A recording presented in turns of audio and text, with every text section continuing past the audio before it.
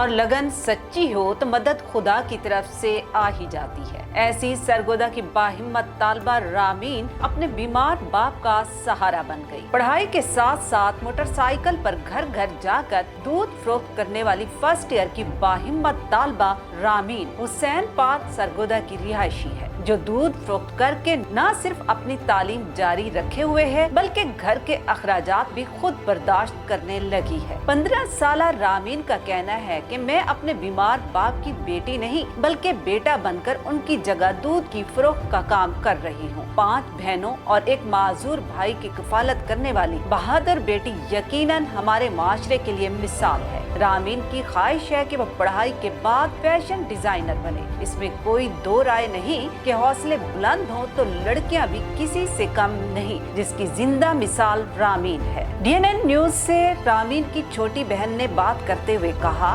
मेरी बहन हमारा सबका ख्याल रखती है। हम लोग 5 बहनें और एक भाई हैं।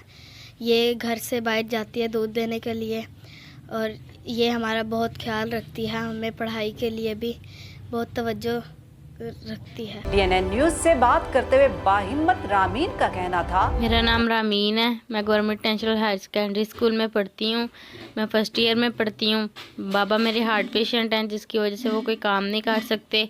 वो पहले दूध का काम करते थे, हार्ट पेशेंट है अब, इसलिए वो काम नहीं कर सकते। मैं बाबा की जगह घर जाके घरों में दूध देती हूँ, बाबा की मदद करती हूँ और घर का भी सारा काम करती हूँ। और पढ़ने का भी बहुत शौक है। मैं बड़े होकर फैशन डिज़ाइनर बनना चाहती हूँ।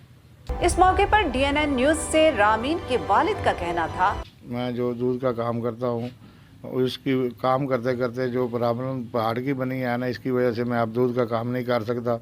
मेरी बेटी जो है रामीन बेटा बन के वो ड्यूटी अपना सर अंजाम दे रही है और स्कूल भी उसने जारी रखा हुआ है। गवर्नमेंट बराए मेहरबानी करके इसको थोड़ा सा रिलीफ दे और इसकी पढ़ाई मुकम्मल करवाने में मदद करें। राना वकास सलीम और कैमरामैन टीम के साथ आबदा खान, DNN न्यूज सरगोदा।